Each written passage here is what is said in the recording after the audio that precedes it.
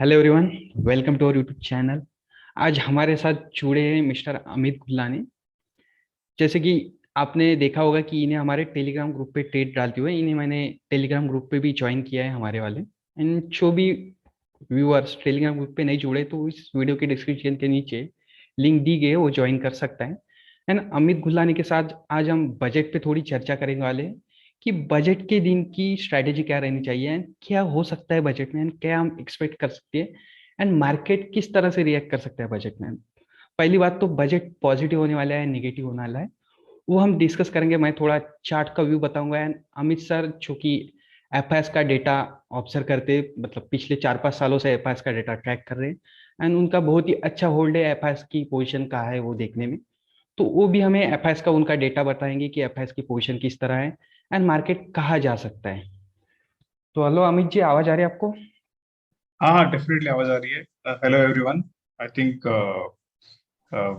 It's my pleasure कि मुझे एक वीडियो बनाने को मिल रहा है ऐसे। और आई थिंक मेरे को बहुत अच्छा लगता है जैसे वेपो उन्होंने चैनल शुरू किया है और जिस तरीके से वो अपना फीडबैक शेयर करते हैं लोगों के साथ में without any expectations. I think it's a very good initiative. और जैसे वेबो ने बताया, मैं एफ आई थिंक बहुत इंपॉर्टेंट एक फैक्टर है इंडियन मार्केट्स में। हम उसको नहीं उनको नहीं ये कर सकते, इग्नोर कर सकते। तो हमारी कोशिश ये रहेगी आज, आई थिंक, कि कैसा उनका डेटा बन रहा है बजट को देखते हुए। बजट भी है और फिर वो स्टेट इलेक्शन के रिजल्ट्स भी है 5, जो कि बहुत इंपॉर्टेंट और क्रूशियल रोल रोल प्ले करेगा आई थिंक आने वाले दिनों में। तो हम वो भी जानने का ट्राई करेंगे। आई थिंक एक छोटा सा हम एक सॉर्ट ऑफ हमारा व्यू देंगे आपको। हम एक लेकिन डिस्क्लेमर जरूरी है। ये हमारा व्यू है, ये हमारा जो हमारा एक्सपीरियंस है और जो हमने देखा है उसके हिसाब से हम आपको बता रहे हैं। आप अगर आपको कोई ट्रेड लेना है तो वो आप अपने फाइनेंशियल एडवाइजर से पूछ के ले सकते हैं। हम लोग कोई सेबी रजिस्टर्ड एनालिस्ट नहीं है। So I think with that हम लोग स्टार्ट करेंगे। Maybe VD, I think आपका जो चार्ट रीडिंग है वो बहुत प्रिसाइज है और आपने जो मुझे पहले बताया था, मे बी मैं रिक्वेस्ट करूंगा आपको कि इलिट वेव को देख के आपको क्या लग रहा है। आप थोड़ा सा अगर वो बताएंगे पहले तो may be that will be a good start, और then I can okay okay, take बिल्कुल। It forward. मैंने कुछ दिनों पहले ट्विटर पे एक चार्ट पोस्ट किया था, देखिए। ये मेरा चार्ट है, लगभग मैंने 24 जनवरी को पोस्ट किया था एंड मैंने ऐसा कुछ तो भी फोरकास्ट किया था। ये रिलेटिव मैंने कैसे निकाली थी, ये कुछ तो भी मैंने यहाँ फोटो भी एक लगाया था। रिलेटिव किस तरह से पैटर्न बन सकता है, ऐसे कुछ तो भी ए बी सी के पैटर्न में फिलहाल के लिए ऐसे निफ्टी लग रहा है। अभी अगर देखूँ तो मार्केट किस वे में, मार्केट करंटली ये जो सी करेक्टिव वेव मैंने निकाली, इस वेव में मार्केट है, ऐसा कुछ तो भी जा सकता है, एक्सपेक्ट कर सकते हैं। जैसे कि मैं एक बार ड्रॉ करके दिखाता हूँ सभी को। जैसे कि ये फर्स्ट वाली ए वेव थी, इसमें 5 वेव मैंने दिखाई गई है। तो इसकी जो 5 वेव थी ए की, ये कंप्लीट हो चुकी है। उसके बाद बी भी कंप्लीट हो चुका है हमारा। बी में जैसे कि ए बी सी करके एक करेक्टिव पैटर्न था, तो वो बी भी कंप्लीट हो चुका है। एंड मैं अभी एक बड़ा व्यू निकालता हूँ ए बी सी का, ऐसे कुछ भी ये हमारी ऑलरेडी कंप्लीट हो चुकी है। ये बी भी कंप्लीट हो चुके हैं। मार्केट फिलहाल के लिए ऐसे सी वेव में मुझे नजर आ रहा है। एज पर इलेट वेव थ्योरी में अगर देखो तो हो सकता है मार्केट यहाँ से रिवर्स भी कर जाए, फिर हमारी इलेट वेव थ्योरी काम नहीं करेगी। एंड जैसे इस साल बजट से पहले में हमने भारी गिरावट देखी, वैसे लास्ट ईयर का जो बजट था वो भी मैं आपको दिखाना चाहूंगा। जैसे कि 1 फरवरी को बजट आता है, ये देखिए 1 फरवरी की कैंडल। एंड उससे पहले भी देखिए कितने दिनों से मार्केट गिर रहा था, लगभग 1, 2, 3, 4, 5 और 6, मतलब बजट से 6 दिन पहले मार्केट कंटिन्यू गिरा था। एंड बजट के दिन मार्केट में एक टर्निंग पॉइंट आया एंड मार्केट वहां से रिवर्स किया। एंड इस टाइम का जो रीजन था बजट का, क्योंकि लोग एक्सपेक्ट कर रहे थे कि सब कुछ कोविड की वजह से डैमेज हो चुका है एंड हो सकता है कि गवर्नमेंट टैक्स बढ़ाएगी, बट गवर्नमेंट ने उस दिन टैक्स नहीं बढ़ाया था। जो कि जो मार्केट के प्लेयर थे बड़े बड़े, उन्होंने एक्सपेक्ट किया था कि गवर्नमेंट टैक्स बढ़ाएंगे, उससे अपोजिट हुआ एंड उन्होंने फिर बाइंग किया एंड मार्केट को ऊपर ले गई। बट इस बार थोड़ी कंडीशन डिफरेंट है। इस बार अगर हम देखें तो जैसे कि फेड में, फेड जो यूएस की, जैसे हमारी यहाँ रिजर्व बैंक होती है वैसे फेडरल रिजर्व होती है यूएस में, तो उन्होंने भी अपने इंटरेस्ट रेट बढ़ाए। एंड ऐसे न्यूज आ रहे हैं कि आरबीआई भी हो सकता है कि अपने इंटरेस्ट रेट थोड़े बढ़ाए इन्फ्लेशन को देखते हुए। एंड आरबीआई की जो मीटिंग है वो बजट की बात है, तो उससे पहले ही मार्केट डायरेक्शन ले लेगा ऐसे मुझे लगता है। एंड जो इलेक्ट्रो थेरी के हिसाब से देखा था मैंने एबीसी में 5, तो ऐसे कुछ तो भी जानी चाहिए। मार्केट बिल्कुल 16,000 तक जा सकता है। आप अगर मेरे चैनल पे पुराने व्यूअर है तो मैंने लास्ट टाइम में जब मार्केट गिरना स्टार्ट हुआ था ना, तब भी मैंने इलेटिव थ्योरी के हिसाब से एक करेक्शन कहाँ तक आ सकता है, एक हेल्दी करेक्शन जैसे हम कहते हैं मार्केट में, वो हेल्दी करेक्शन मैंने एक्सपेक्ट किया था कि लगभग 16,000 के आसपास एक हेल्दी करेक्शन मार्केट में आना चाहिए, जो कि एक फिबोनाची की भी लेवल आ रही थी, एंड एक अच्छा खासा बेस भी बनाया है मार्केट ने वहां पे, तो इसलिए 16,000 का टारगेट हम एक्सपेक्ट कर सकते हैं अगर मार्केट गिरता है, बजट पे कुछ नेगेटिव होता है। एंड जैसे लास्ट डे देखा वैसे कुछ पॉजिटिव होता है, तो बिल्कुल मार्केट यहाँ से रिवर्स कर सकता है। बट फिलहाल के लिए तो रिवर्सर के कोई संकेत नहीं नजर आ रहे हैं। ओवरऑल न्यूज वगैरह सब कुछ निगेटिव ही एटमोस्फेयर आजू बाजू में नजर आ रहा है। अभी देखेंगे हम बजट के दिन क्या होने वाला है, बट सबसे पहले हम अमित जी का डेटा क्या बोल रहा है, एफएस की क्या पोजीशन है वो हम जान लेते हैं। तो अमित जी, मैं आपको इनवाइट करूंगा कि आप अपना व्यू शेयर करें, आपका डेटा क्या कह रहा है, एफएस की पोजीशन किस तरह से है मार्केट में। ओके, आई थिंक मैं ट्राई किया शेयर करने का, वो बोले host disabled participant sharing screen, तो you will have to enable it. Wait wait, आज टू, सो मैं रिक्वेस्ट, एक मिनट एक या मिनट। हाँ, I think by the time हम लोग शेयर करें, थिंक मैं एक इम्पोर्टेंट बात बता देता हूँ कि नहीं, वीडियो नहीं, वीडियो स्क्रीन शेयर के लिए रहेगा। स्क्रीन शेयर के लिए रहेगा ये, एक मिनट। हाँ, तो आई थिंक वो एक इम्पोर्टेंट पार्ट जो है, ये जानना कि मार्केट के पार्टिसिपेंट कौन होते हैं। ठीक, बहुत सारे लोग मैंने देखा है जो ट्रेड करते हैं, बट उनको थोड़ा एक बेसिक नहीं होता है कि यार मार्केट पार्टिसिपेंट कौन होते हैं, मार्केट चलता कैसे। इतना बेसिक्स की मार्केट ऊपर क्यों जाता है, मार्केट नीचे क्यों आता है। अगर आपको ऐसे इतने बेसिक्स वीडियो अगर चाहिए फॉर एग्जांपल, तो आप कमेंट कर सकते हो, हम लोग वो भी बनाने का ट्राई करेंगे definitely. But at the moment मैं इतना बताना चाहूंगा कि चार पार्टिसिपेंट्स होते हैं मार्केट में जो बहुत ज्यादा इंपॉर्टेंट होते हैं। आई मीन ऑब्वियसली बहुत ज्यादा का मतलब कि चार ही पार्टिसिपेंट है मार्केट में। वन इज रिटेलर, जो हम और आप जैसे लोग यू नो इन्वेस्ट करते हैं, स्टॉक्स बाय करते हैं या ओआई बिल्डअप करते हैं फ्यूचर एंड ऑप्शंस में। सेकंड होते हैं डीआईआई, जो डोमेस्टिक इंस्टीट्यूशंस है, फॉर एग्जांपल एलआईसी हो गया, या फिर जो भी म्यूचुअल फंड चलाते हैं इंडिया में, उनका फंड सोर्स ऑब्वियसली हम लोग हैं। सो इन अ वे वो रिटेल का पैसा ही यूज कर रहे हैं, नॉट ओनली सोर्स बट एक मेजर सोर्स में बात कर रहा हूँ। जो हम लोग S I P, S I P का फिगर जो आपको दिख रहा होगा कि year on year, month on month बहुत ज्यादा एस आई पी का एक ये बढ़ रहा है, फिगर बढ़ रहा है, तो हर कोई यही बात कर रहा है कि तो जो मैंने आपको follow किया है स्क्रीन शेयर करने के लिए, आप ट्राई। हाँ, yes, can you see my screen? Yes yes, आपकी स्क्रीन दिख रही है। ओके, सो जैसे मैं बोला था, क्लाइंट जो होते हैं वो रिटेलर्स होते हैं। The second is DII, different mutual fund houses जो जैसे मैं बता रहा था कि जो जो क्लाइंट होते हैं वो हम रिटेलर्स है, और डीआईआई जो है वो fund houses and FII. I think FII को हम लोग इन अ वे इग्नोर नहीं कर सकते। उनका एक बहुत इंपॉर्टेंट चांस रहता है, और इन लोग बहुत अच्छा ओआई भी क्रिएट करते हैं। जो डीआईआई है वो लोग ऑप्शन सेलिंग नहीं करते, बट वो लोग ऑप्शन बाइंग बहुत अच्छे से करते हैं। उनका जो जनरली ऑप्शन बाइंग का रहता है या फिर इंडेक्स रिलेटेड जो डेटा रहता है, मोस्टली वो नेगेटिव रहता है, बिकॉज इन लोग का जो मेन पोजीशन है वो इक्विटी में बनता है। ओके, और वो एफएनओ को जस्ट एज अ हेज या फिर हेजिंग इंस्ट्रूमेंट यूज करते हैं। सो इसीलिए आई थिंक डीआई जो है वो भी इन अ वे अच्छा ओआई देती है जो ऑप्शन सेलर्स है। जो मैं बात बता रहा था कि जो क्लाइंट्स है, जो रिटेलर्स है, उनका इतना ज्यादा इंटरेस्ट पहले था नहीं ऑप्शन सेलिंग में, जस्ट बिकॉज एक तो मार्जिन मनी है, और दूसरा रिस्क भी बहुत बड़ा होता है, right? और हेजिंग एज अ कॉन्सेप्ट लोग शायद बिलीव नहीं करते थे इतना ज्यादा, तो लॉसेस बड़े होते थे।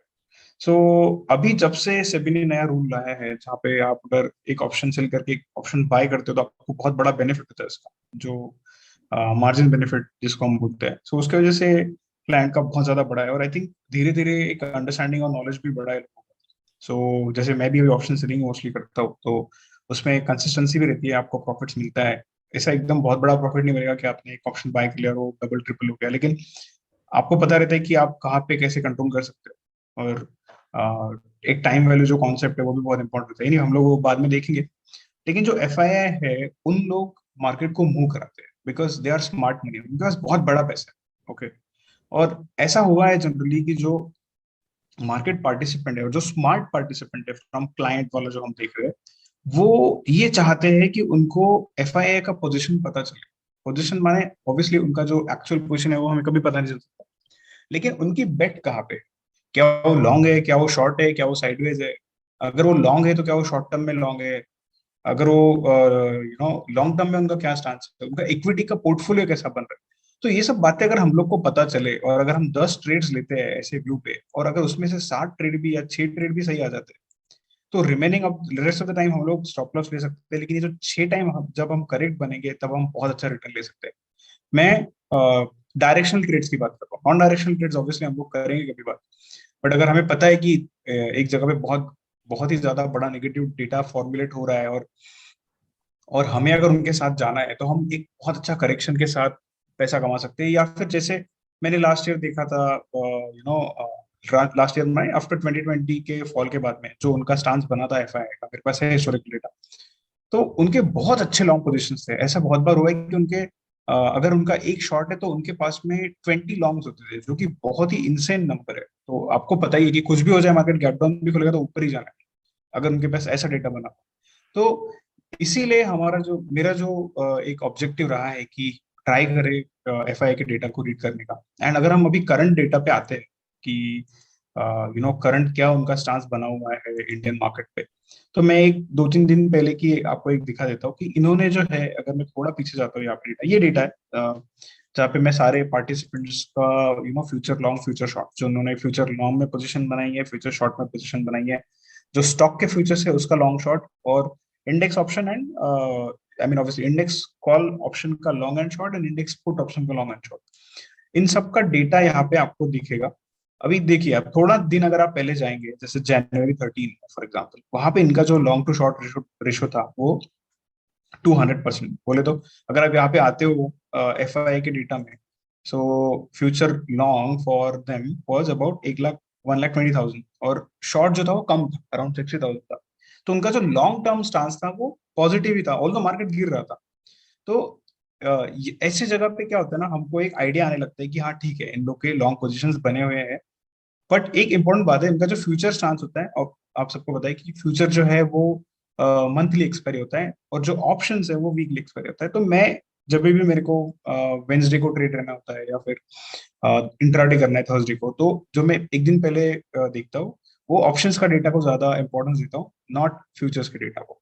सो ये मैं इसलिए दिखा रहा हूँ बिकॉज आप देखोगे यहाँ पे जो फ्लो है, if I go to Nifty का चार्ट, 16,400 से लेके, जैसे वीडी ने बताया कि वहां पे एक अच्छा खासा करेक्शन आया, मार्केट 18,300 पे गया।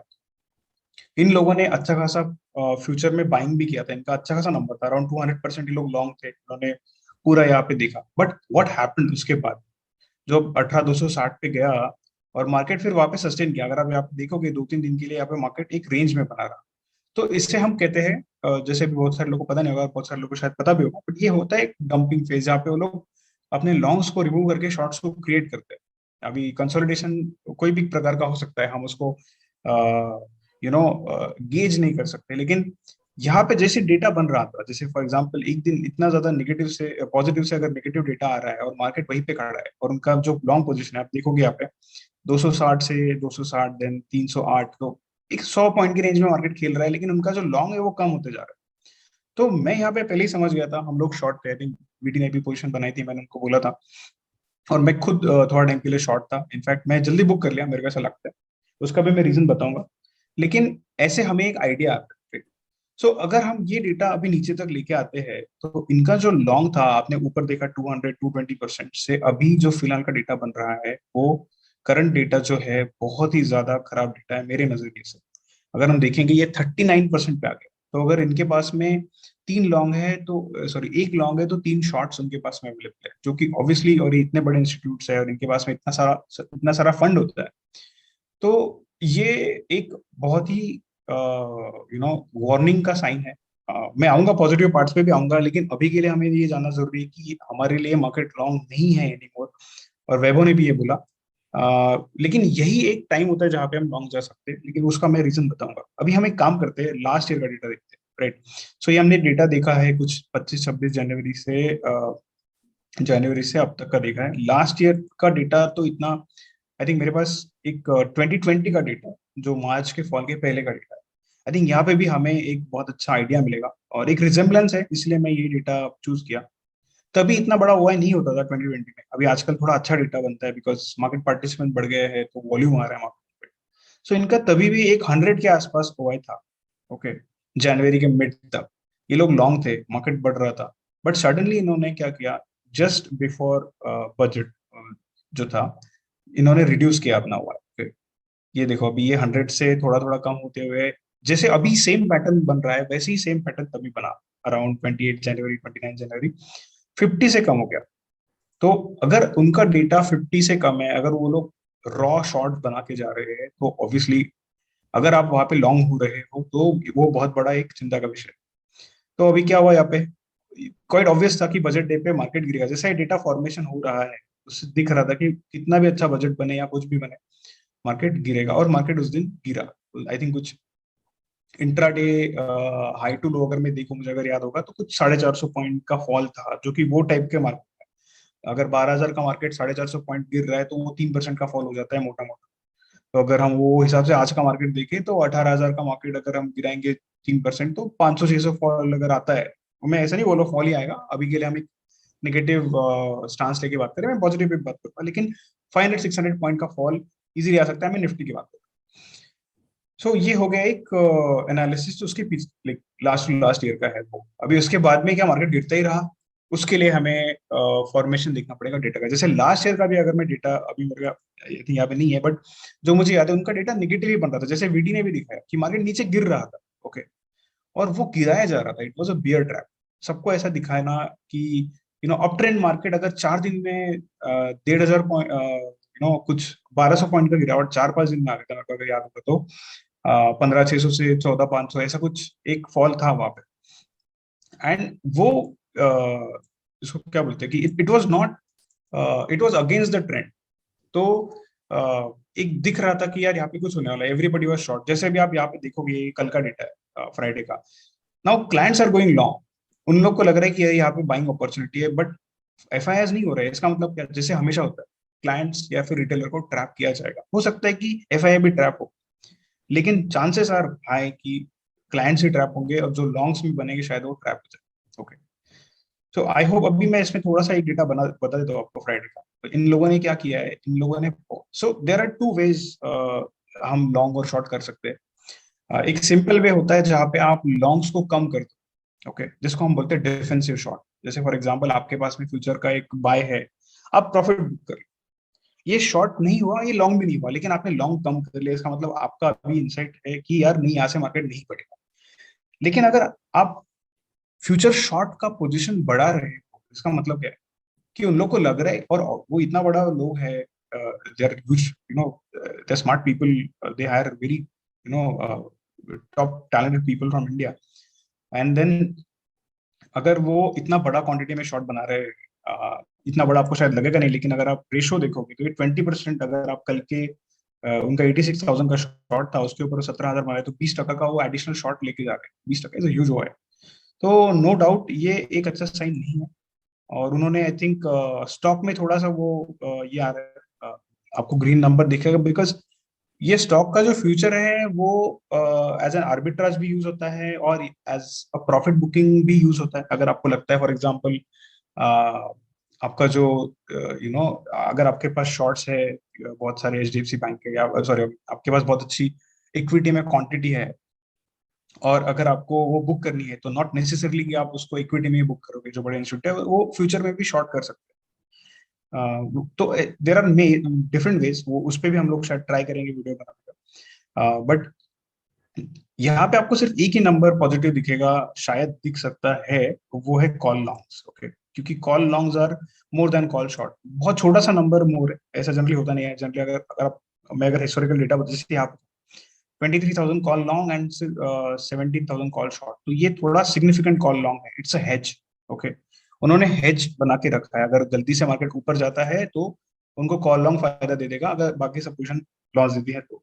लेकिन यहाँ पे वो भी नहीं बनाया, उन्होंने इक्वल कर दिया है। और जो पुट लॉन्ग है, अगर आप यहाँ पे देखोगे, 4 लाख का पुट लॉन्ग है और सिर्फ 1.5 लाख का पुट शॉर्ट है। तो ये तो क्लियर डायरेक्शन दे रहा है कि इनफैक्ट इन्होंने पुट में ओआई ही नहीं बनाया है, जो कि एक बहुत, it's not a good sign. अगर आपने ओआई नहीं बनाया है, इसका मतलब आप फिर वहां पे कुछ आपका जो पुराना स्टांस है उसको आप लेके चल रहे हो और प्लस आप शॉर्ट्स ऐड कर रहे हो, तो I will not be shock अगर मार्केट गैप अप भी होता है मंडे को, तो एक बार जरूर नीचे आएगा, लोज को टेस्ट करेगा, इनफैक्ट डे क्लोजिंग को टेस्ट करके डे लो पे भी जा सकता है जो फ्राइडे का था वो। और हाईली पॉसिबल, इनफैक्ट मैं तो बोलूंगा कि शायद गैप अप ओपन ना ही हो, बट अगर कोई रीजन से होता है तो आप भी शॉर्ट कर सकते हो इन द मॉर्निंग, आप पुट बाय कर सकते हो या कॉल शॉर्ट कर सकते हो। सो ये ओवरऑल स्टांस है। आई थिंक अगर रैप अप करना है मुझे, ओवरऑल मेरा क्या व्यू है, तो आई थिंक तीन सेक्टर बहुत इंपॉर्टेंट लास्ट फ्यू डेज में। बट मैं एक और बात बताना चाहता था कि जो यहाँ पे एक फॉल आया था, यहाँ से जो ऊपर गया मार्केट, तो एक में इंटरेस्टिंग डेटा है, आई थिंक ये ऑब्स्ट्रा है, I think credit where it's due. So मैं बहुत सारा डेटा ऑब्स्ट्रा से देखता हूँ बहुत बार।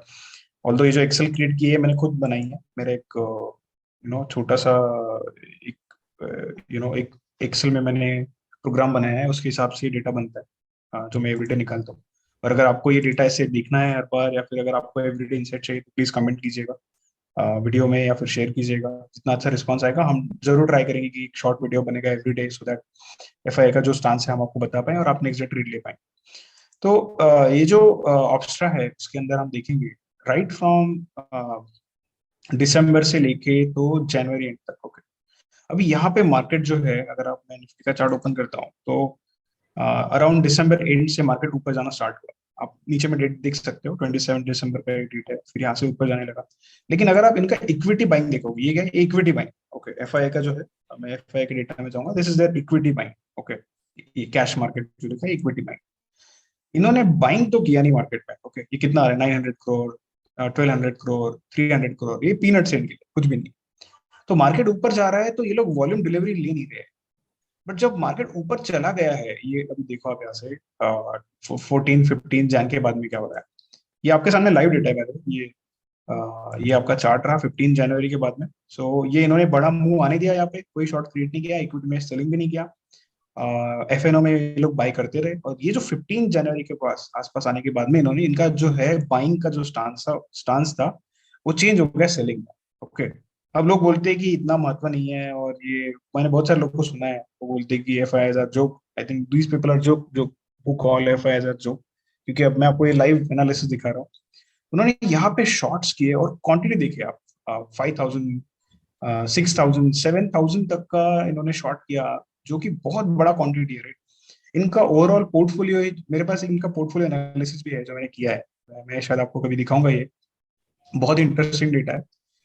बट ये this is a very high level of selling. और ये क्यों आ रही है, आई थिंक बहुत सारे लोग डिस्कस कर रहे हैं, बट मेरे हिसाब से इसलिए आ रही है बिकॉज जैसे वीडी ने एक्सप्लेन किया अबाउट इंटरेस्ट रेट हाइक, वो एक बात है। और दूसरा कोई इन लोग को ऐसी इनसाइडर न्यूज मिली है शायद जो हम लोग को पता नहीं, या तो इन लोग को पहले ही पता है कि बजट में कुछ अच्छा आने वाला नहीं है। क्योंकि देखो, जब से जीएसटी काउंसिल आई है, बहुत सारी बातें वही लोग होल्ड कर रहे हैं।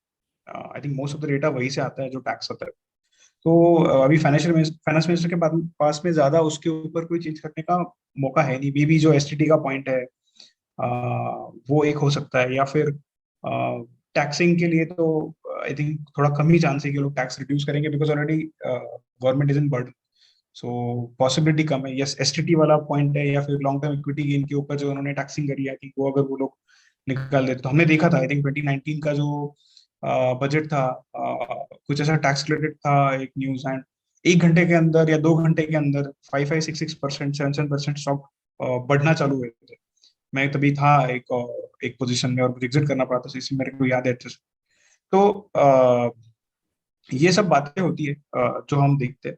एक And इम्पोर्टेंट पॉइंट अगर मैं यहाँ पे, हाँ, हाँ सर मैं बेटी, पूछना चाहता था कि ये जो बजट अभी बजट आने वाला है, तो बजट में आपको क्या लगता है, मतलब किस सेक्टर से आपको ऐसी उम्मीद लगती है कि किस सेक्टर के लिए ज्यादा सरकार कुछ तो भी पैकेज निकालेगी? जैसे कि ओके, पीएलआई स्कीम सरकार ने निकाली है, प्रोडक्शन लिंक इंसेंटिव वाली स्कीम। यस, ऐसे किस तरह यस। के सेक्टर को बेनिफिट हो सकता है, बेनिफिट देने की गवर्नमेंट कोशिश करेगी अपनी? आई थिंक मेरे को जो आउट एंड आउट लग रहा है, एक तो सिंपली ऑटोमोटिव सेक्टर को एक शायद थोड़ा बेनिफिट हो सकता है because of these e bikes and E vehicles, ये जो ग्रीन इनिशिएटिव जो भी आ रहे हैं, तो वो एक ऑब्वियस सी बात है, वो आएगा ही डेफिनेटली। इसलिए हमने देखा भी है इतना फॉलिंग मार्केट में मारुति टाटा मोटर्स अप थे, और हीरो मोटोकॉप में जो बाइंग आई है, आई थिंक बहुत अच्छे सिनेरियोज बन रहे हैं वहाँ पे। लेकिन एक बहुत इंपॉर्टेंट फैक्टर है, अगर ये न्यूज भी आए ना आए, ये बात तो अलग है ऑब्वियसली, अपना अपना एक नजरिया रहेगा।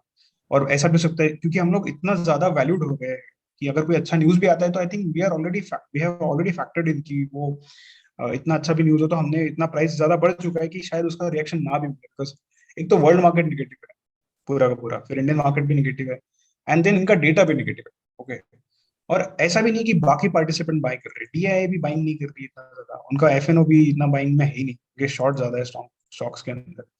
और जो प्रोज्यूमर डेस्क होते हैं लोग भी शॉर्ट्स ही बना के रख रहे हैं ज्यादा इन टर्म्स ऑफ ऑप्शंस, और जो उन्होंने फ्यूचर में लॉन्ग करके रखा है, बट बहुत सारी स्ट्रेटेजीज होती है जहाँ पे आप फ्यूचर को बाय करके ऑप्शंस में ऐसा कह सकते हो कि आपको फायदा ही होगा जब मार्केट नीचे जाएगा। तो आई थिंक ये एक बात आई थिंक अच्छा बोला आपने, बट मुझे लगता है कि बैंकिंग सेक्टर में जरूर कोई न्यूज, बैंकिंग सेक्टर का अगर मैं एक एक चार्ट दिखाना चाहता हूँ, जैसे हम लोगों ने डिस्कस किया था टेलीग्राम चैनल पे, कि आपके पास अगर कोई आईटी के स्टॉक्स होंगे, ऑल्दो यहाँ पे ब्रेकआउट दिख रहा है, मैंने तब बोला था हमारे ग्रुप में कि टीसीएस है, इन्फी है, ये स्पेशली ये दो स्टॉक, तो आप एग्जिट कर जाइए। और अगर 40,000 ब्रेकआउट देता है निफ्टी आईटी तो डेफिनेटली हम फिर से एंटर करेंगे, क्योंकि मुझे ये मूव सही नहीं लग रहा था। एक तो यहाँ पे क्लियरली मैंने जैसे आपको दिखा, यहाँ पे वॉल्यूम डिलीवरी मिसिंग था, और बहुत बड़ा फैक्टर होता है वॉल्यूम डिलीवरी। वो एक फेक मूव था, अगर आप मेरे को पूछते हो कि ये क्या है, ये जो यहाँ से ऊपर गया है, तो this was a fake move in a way, because वो मार्केट को, अगर आपको शॉर्ट्स कम करने हैं खुद के पोर्टफोलियो में से, अगर आपको प्रॉफिट बुक करना है और आपको एफआई अगर आप हो, और आपको अगर यहाँ से पैसा वापस लेके जाना है, तो आप फॉलिंग मार्केट में अगर एक बहुत ही ज्यादा जोर से अगर मार्केट फॉल हो रहा है तो वहां पे आप बुक नहीं कर सकते हो, फिर आपको अच्छा रेट्स नहीं मिलेगा। और जरूरी नहीं है कि आपके हर स्टॉक जो है वो एफएन स्टॉक नहीं, आपके पास नॉन एफएन स्टॉक भी रखे, उनका बहुत बड़ा पोर्टफोलियो है, तो वो ब्लीड करेगा। और कोई नहीं चाहेगा कि खुद का जो लॉन्ग टर्म इक्विटी पोर्टफोलियो है उसमें ब्लीड करे, एफएन पोजीशन तो ऐसे ही बहुत शॉर्ट होती है।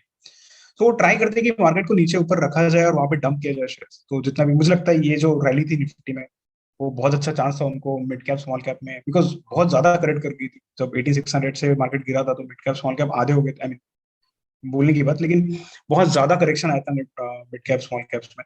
सो ये एक जरिया था, इसलिए मैंने निफ्टी आईटी को बोला था। तो मुझे लगता है वीडी की Nifty IT as an IT specific stocks थोड़ा प्रॉब्लम में है, बिकॉज ये जो यहाँ पे एक बॉक्स बना था, अगर हम देखेंगे इस बॉक्स को, ये तो पहले ऐसा लगा कि ये ब्रेकआउट दिया है, जो हम बात ही कर रहे थे कि शायद नहीं है ब्रेकआउट, बट अभी ये डाउन साइड में अगर इन्होंने एक क्लोज दिया, दूसरा भी क्लोज उसके नीचे ही दिया है, तो ये थोड़ा अच्छा सिनारियो नहीं बन रहा है। Although people are trying to buy, और मैं बोलूंगा, मैं इनकरेज करूंगा जो लॉन्ग टर्म वाले लोग हैं जिनके पास ऑलरेडी स्टॉक्स है, जैसे विप्रो हो गया जो बहुत अच्छे से गिरा है अभी, या फिर माइंड ट्री हो गया, आप उसको थोड़ा थोड़ा ऐसे भी कर सकते हो, ऑल्दो फॉल करेगा, कब ऊपर जाएगा हमें नहीं पता है, बट हाँ आप उसको बाय कर सकते हो। लेकिन यस, बैंकिंग सेक्टर जो है, अगर आप इसका प्राइस एक्शन देखते हो, आई थिंक वीकली में भी अगर आप इसका प्राइस एक्शन देखते हो, तो ये बहुत ही ज्यादा मुझे बुलिश लग रहा है as compare to Nifty. Nifty मेरे को थोड़ा सा बेरिश लग रहा है। और निफ्टी में अगर हम वेटेज पॉइंट ऑफ व्यू से देखें, तो एक ही बात ड्रैग कर सकती है निफ्टी को, वो है आईटी। एंड मे बी ऐसा हो इस बजट में कि कोई अगर अच्छा न्यूज आता है तो बैंकिंग स्टॉक्स जो है वो थोड़ा ऊपर जाए और निफ्टी जो है साइडवेज चला जाए, एंड देन मे बी थोड़ा प्रॉफिट बुकिंग भी आता है। सो जैसे लोग होप कर रहे हैं कि मैं दोनों साइड में बाय कर लूंगा या फिर स्ट्रैंगल बाय कर लूंगा 20 रुपीज वाले, शायद इस बार वो टाइप का मार्केट ना बने। एक तो आएगा तो फॉल आएगा सीधा, फ्री फ्लोट फॉल तो नहीं आ सकता, लेकिन हाँ थोड़ा गिर सकता है 16,800 से चालू होके मे बी 15,200, जैसे मैं 600 पॉइंट का टारगेट रख रहा हूँ वन डे के लिए। या तो सेकंड सिनारियो ये बन सकता है कि मार्केट थोड़ा वोलाटाइल बने ऊपर नीचे, जो कि जनरली होता है। सो अगर आपने सुना होगा बहुत बार कि जो ऑप्शन सेलर्स है, जो स्ट्रैडल सेल करते हैं, उनको फायदा होता है बजट डे पे। एक्चुअली बहुत सारे लोग स्ट्रैडल लॉन्ग भी करते हैं, बट जो मैंने एक बैक टेस्ट किया था उसके हिसाब से 2020 तक के, 2015 से 2020 ये ईयर्स में जिन्होंने स्ट्रैडल बनाया है विद स्टॉप लॉस, उनको प्रॉफिट ही हुआ है। सो ऐसा हो सकता है कि एक जिगजैग मार्केट बने, एक अच्छा न्यूज पे ऊपर जाएगा, थोड़ा बैड न्यूज पे नीचे आएगा, एंड देन अपने क्यूज भी है, ग्लोबल क्यूज भी बन रहे हैं। तो आई थिंक ये दो ही सिनारियो बनते हैं, ऐसा बहुत सारा ऊपर जाने का चांसेस कम है। लेकिन अब मैं वो गुड पार्ट पे आऊंगा कि क्या हो सकता है। आई थिंक एक सबसे इंपॉर्टेंट पार्ट यहाँ पे है कि अभी ये 39% हो गया, ये जीरो, इससे तो निगेटिव तो होगा नहीं, ऑब्वियसली ये जीरो नहीं जा सकता, जीरो से नीचे नहीं जा सकता। और अगर इसको जीरो भी जाना है तो वो लोग इतना डायरेक्टली जीरो नहीं करते। Okay? तो ये यहाँ से बाउंस ही करता है। और दूसरी बात, अगर मार्केट फॉल हो रहा है तो उनको अगर अगर सबको फायदा हो रहा है तो फिर उनको क्या फायदा होगा ना, राइट? अगर मार्केट फॉल ही कर रहा है, फॉल ही कर रहा है, everybody is buying put, exactly. तो फिर तो सबको फायदा होगा, राइट? तो किसी को तो लॉस लेना पड़ेगा, market is a zero sum game. तो उनको मार्केट में बाउंस देना पड़ेगा, राइट? तो ये एक तो ये बाउंस कैसे बनेगा, या तो कोई अच्छी न्यूज पे बनाएंगे, या तो फिर ये फॉल्स जो हमने देखा था बाउंस अभी 17,000 से 18,300 का, वैसा कोई एक फॉल्स बाउंस आ सकता है। बट एक बाउंस आएगा, ये ऐसा यहाँ से डायरेक्टली नीचे नहीं जाएगा, राइट? मे बी इनका पोजीशन ये जब अप जाएगा यहाँ से निफ्टी, तो हो सकता है कि वो फिर से यहाँ पे शॉर्ट ही क्रिएट करे, लेकिन बाउंस तो जरूर आएगा, बिकॉज जैसे लोगों को लगेगा नहीं नहीं यार अब तो यहाँ से बढ़ेगी मार्केट, तभी जाके ये लोग शॉर्ट कर पाएंगे, तभी जाके इनको एक जब बायर मिलेगा तभी जाके ये लोग शॉर्ट कर पाएंगे। अगर वहां पे ओआई ही नहीं मिलेगा, अगर पुट शॉर्टर्स नहीं मिलेंगे, तो ये लोग पुट बाय कैसे करेंगे? तो इनको उनको एक ऐसा सिनेरियो क्रिएट करना पड़ेगा, ये होगी पहली बात। तो सेकंड बात, मैंने लास्ट ईयर कैसे ट्रैक किया था, जब बजट डे होता है तो आपको ऑप्शन चेन में बहुत ही ज्यादा एक आइडिया आता है, क्योंकि एक बहुत बड़ा हुआ है उस दिन क्रिएट होता है। इतने अच्छे ऑप्शन के प्रीमियम है कि एफआई जो है वो ऑब्वियसली ट्रैक लूज नहीं करेंगे ये बात को। सो आपको देखते रहना है, जो 300 पॉइंट ऊपर और 300 पॉइंट नीचे का जो है उसका डेटा आप देखो। लास्ट ईयर ऐसा हुआ था कि पुट सेलिंग इतनी ज्यादा बढ़ गई थी पहले आर के अंदर, कि ये दिख रहा था 10:30 11 के आसपास ऐसा दिख रहा था कि यहाँ से मार्केट गिरने का चांस बहुत कम है।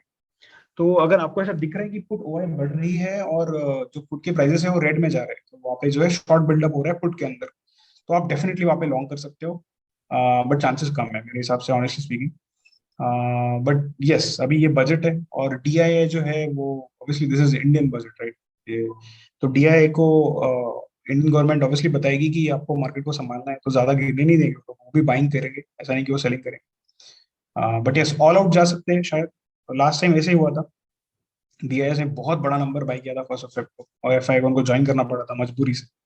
वो एक पॉसिबिलिटी है, लेकिन yes, looking at current data थोड़ा मुश्किल लग रहा है आपको। और एक लास्ट पॉइंट मैं ये बोलूंगा कि ये जो यहाँ पे, जैसे फॉर एग्जांपल ये आपका ओआई है, ये ऑप्शन चेन है, आपको ऑब्वियसली बात है यहाँ पे बहुत सारा कॉल कॉल साइड में ओआई बहुत ज्यादा है, तो मार्केट में है सेलिंग प्रेशर है, दिख रहा है। और अच्छा खासा सेलिंग है, राइट? अगर आप देखोगे 17,500 पे 3 मिलियन का नंबर है। इनफैक्ट ये बहुत फास्ट का स्ट्राइक 17,300, इस पे अराउंड 2.5 मिलियन का नंबर है। देन ये तो 18,000 तो बहुत ज्यादा बड़ा हुआ है। तो ये जो दूर वाला नंबर है 19,000 का, जिसका आई थिंक ज्यादा प्राइस भी नहीं है, 1-2 रुपए का होगा, उसका भी आपको ओआई दिखेगा, ये बाइंग है, ओके? बिकॉज एक तो आपको मार्जिन बेनिफिट के लिए मिलेगा, ऐसा तो कोई हो नहीं सकता कि यहाँ पे बाइंग। बट ये जो नंबर मुझे दो दिख रहे हैं यहाँ पे, 15,100, एक तो एक ऑड स्ट्राइक है 15,000 क्यों, एंड सेकेंडली जो 15,500। अभी आप बोलोगे कि आप कैसे बोल रहे हैं कि ये बाइंग नंबर है बट ये ऑड है, ये बाइंग नंबर है ऑड नहीं है, क्योंकि यहाँ पे बहुत सारे ऑप्शन सेल भी है, राइट? यहाँ पे एक एक ऐसा डेटा है जो बैक कर रहा है इस बड़े बाइंग को। तो हो सकता है कि यहाँ पे बाइंग, यहाँ पे सेलिंग हो रही है और ये बाइंग हो रही है, बट यहाँ पे शायद एक ट्रैप बन सकता है, जैसे 2-3 रुपए का ऑप्शन को अगर 10-15 रुपए, मैं नहीं बोल रहा हूँ कि मार्केट 15,000 पे आएगा। और हाँ, मैंने एक ये मैं जो ये बोल रहा हूँ ये एक सोर्स से भी मुझे मिला है, जैसे उन्होंने ये बात जताई थी और मैंने बाद में चेक किया, तो I should give him that credit. But ये ऐसा नहीं है कि यहाँ तक मार्केट आएगा, ये एटीएम हो जाएगा। अगर उनको पता है ये एटीएम हो जाएगा तो यही पे कभी कुछ कर, बट ऐसा हो सकता है जो छोटे मोटे इंस्टीट्यूट्स है जिनको थोड़ी आइडिया है कि यार एक फॉल आ सकता है बिफोर बजट या फिर with in the day, intraday, तो 2-3 रुपए का जो ऑप्शन है, अगर वो आपको 10 रुपए 15 रुपए में मिलेगा बाय बैक, सॉरी, सेल करने के लिए, तो आप उसको बाय करके रखोगे। सो एक स्पेकुलेशन है।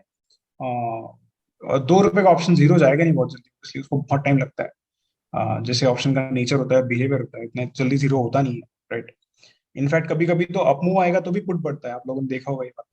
सो वो हिसाब से आई थिंक हो सकता है एक स्पेकुलेशन बाइंग वहां पे हो रही हो। But yes, I think if I have to conclude, मुझे थोड़ा डेटा देख के और हिस्टोरिकल डेटा देख के मार्केट नेगेटिव लग रहा है। और टारगेट जो रहेंगे वो इंट्राडे, आई थिंक आप 500 पॉइंट्स का फॉल जरूर ये करना, एक्सपेक्ट करना। और ओआई डेटा आई थिंक आपने देखना चाहिए इंट्राडे के अंदर, हम लोग अपने टेलीग्राम चैनल पे जरूर अपडेट करते रहेंगे ओआई का डेटा, सो दैट आप लोग को हेल्प हो।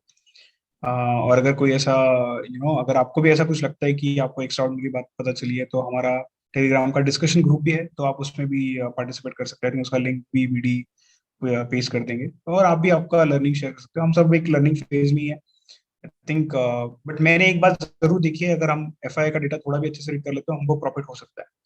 सो आई थिंक वही ट्राई रहेगा बीडी। आई होप मैंने बहुत सारी बातें क्लियर की, एंड अगर आपका और कोई क्वेश्चन है तो मे बी आप पूछ सकते हैं मेरे को।